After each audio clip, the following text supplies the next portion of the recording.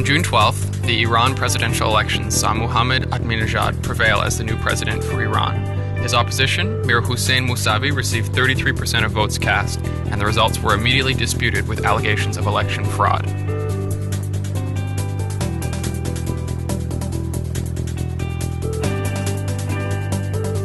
It was extremely difficult to contact Iranians within Iran because of the barriers put on the phone lines.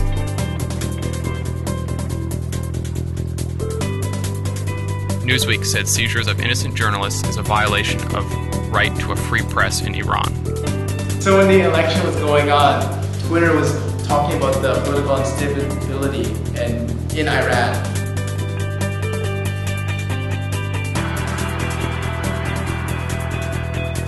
Although Twitter has been portrayed as a vital tool for representing citizen dissent, there were difficulties encountered with Twitter in terms of data flak and government censoring, salience and the veracity of information.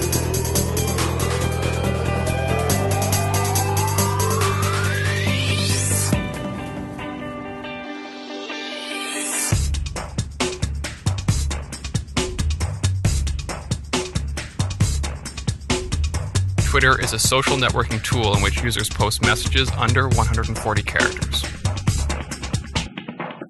I guess for Twitter, it's supposed to be just more direct. Twitter, often critiqued for its arbitrary existence, quickly became a highly politicized tool for citizen journalism. I was involved in using Twitter to engage in social activism here in Canada, and I know other people who were. During the Iranian demonstrations, Twitter facilitated free speech.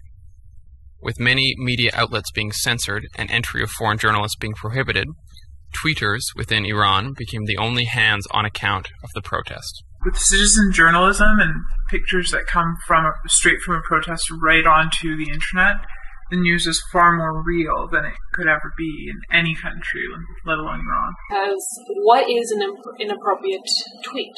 Who is to define what is inappropriate and what is appropriate? Because many of the protesters' comments are exclusively online, the situation has come to be known as the Quiet Revolution. Free speech was kind of limited. People in Iran were making tweets about the political process. I was most interested in retweeting useful information for protesters. Mousavi, the closest candidate to secular nationalists, decided to use the Islamic-defined green color to defect the accusations of not being Islamic enough. Immediately you could associate them that they are with the political movement that's happening right now in Iran. Several people were killed in the capital following demonstrations. At least one man died after shots were fired, apparently in response to an unknown group attacking the headquarters of the Basij paramilitary force. What this issue is really about is a signal-to-noise ratio. In the case of Iran, the augmentation of communication methods provided by paradigmatic technological shifts has threatened to drown out the signal coming from top-down hierarchical sources, i.e. the government and state media, with the noise of the crowd, a crowd united in a meta-reality of their own creation. This is the smart mob that Howard Reinhold has spoken about.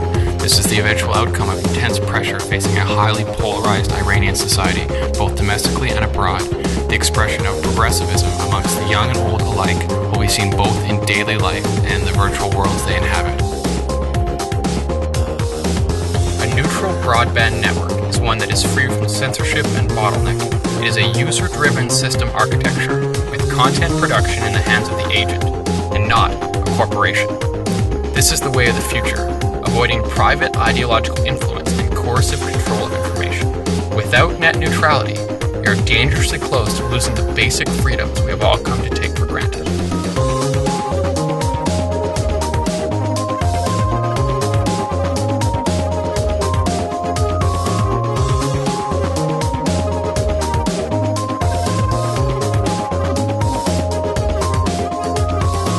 The internet shows how life in Iran is divided into two parts, the one the government tries to present, and the real society which wants to change the social, socio-political, and economic situation and is always pushing the boundaries.